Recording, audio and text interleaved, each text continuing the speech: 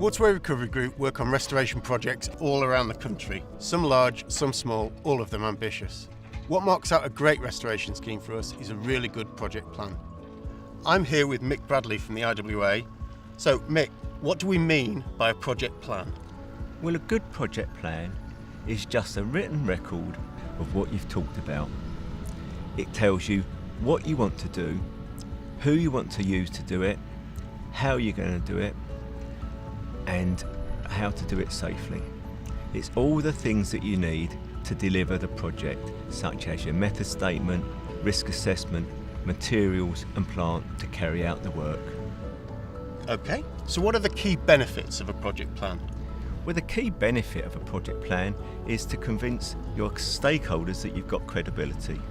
And the stakeholders include people like your volunteers, the funders, the local authority and insurers, anyone who has got an interest in your project. All the people you're trying to impress and show you can deliver the project. Exactly. Any other benefits? Well, the other benefit is that inevitably there's a change on site, and it allows you to deal with this change in a proficient manner. Because we don't want to end up with costly and difficult mistakes. Yes. Excellent. So now let's look at some of the key parts of a project plan in detail. Some projects have a structure that dictates the style and layout of a project plan, but sometimes a standalone plan is required. For consistency, it's best to nominate one person to oversee the writing of the project plan, like Alex, who we'll follow in this step-by-step guide. A good project plan should include 3 key elements: a site-specific plan, the task plans and method statements, and risk assessments. It's a working document for the site, full of useful information for everyone, from ordinary workers through to contractors and designers. It explains how the project should operate and contains all the essential information without being too wordy or full of jargon. The first step is to identify the scope of the project.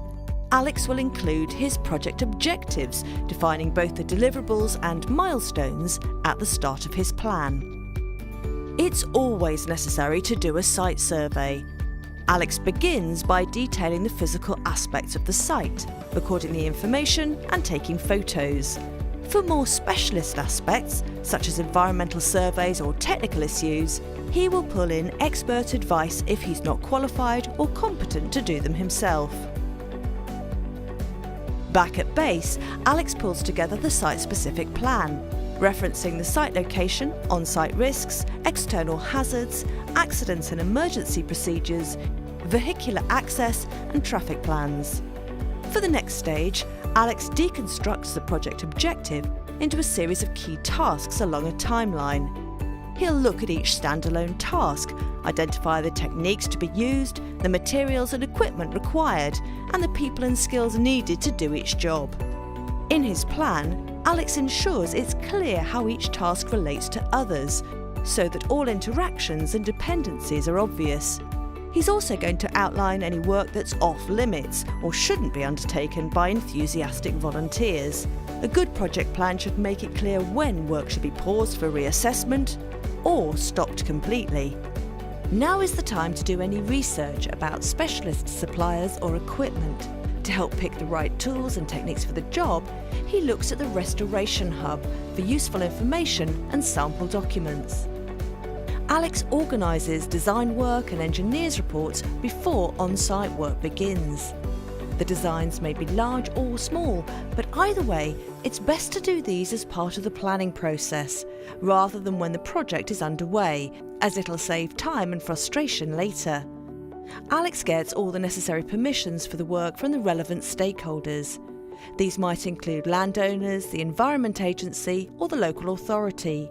He keeps these permissions together with his research and external reports in the project plan, so others are clear why the project is planned in a certain way and there are no disputes on the day.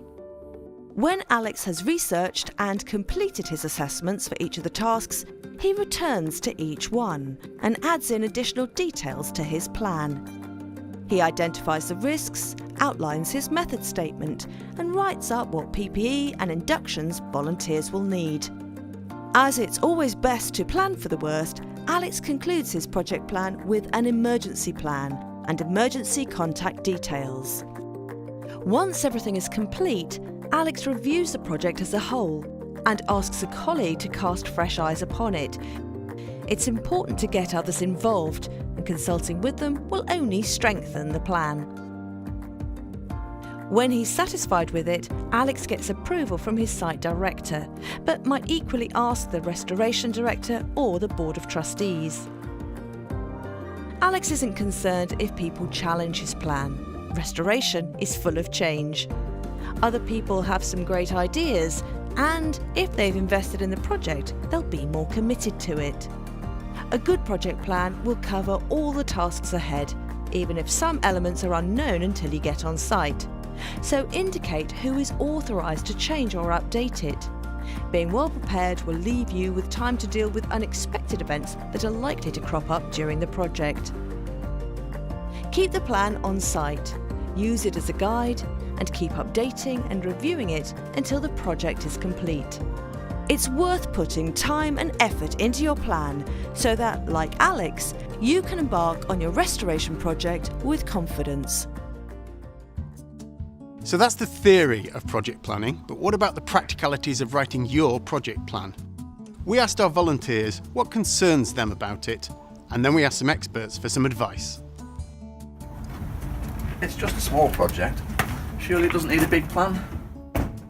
So it doesn't matter how big or small your project is, the principle of project planning is going to be the same throughout. If you enter into what you think is a small project quite casually without doing a project plan, the chances of you making a mess of things later down the line are going to be increased. The other point about writing a project plan for even a small project is that it really brings the energy and focus of the team onto the project. If you change the way the project works later down the line, you've gone through that process and you've thought about it, and you can make those changes much easier. There are still too many unknowns with my project. Surely there's no point in starting to write the project plan yet.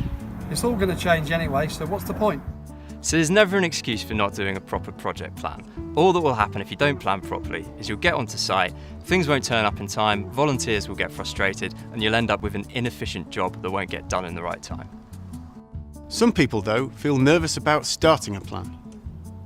What if someone challenges my project plan and I have got something wrong?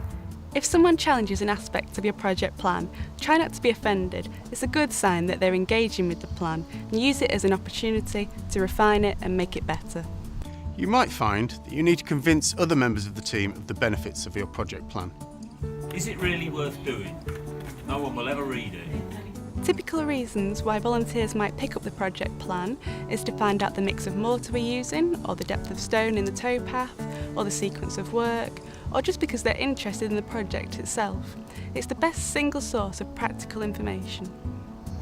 I haven't got time to do a project plan, I just want to get on and do the job. Volunteers can just get to work as long as they've been properly briefed on what's been written in the project plan. I use the project plan as a memory aid when delivering site inductions. Everything that's written in there, the volunteers need to know about, such as welfare provisions, additional PPE, or any environmental constraints. It helps the teams work under their own steam, but still be consistent with the wider project plan. I've got a lot of volunteers who just want to work. They're not interested in project planning. How can I convince them to use it?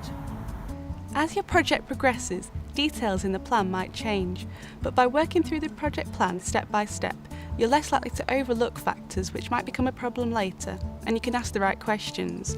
Then, each revision will become more useful. What's out there to help me write a project plan? The Restoration Hub is an invaluable resource with lots of information to help you write and develop your project plan. I hope we've convinced you about the benefits of a good project plan and addressed any concerns you might have writing one. If you've any further questions, please contact the Restoration Hub, and good luck with writing your plan.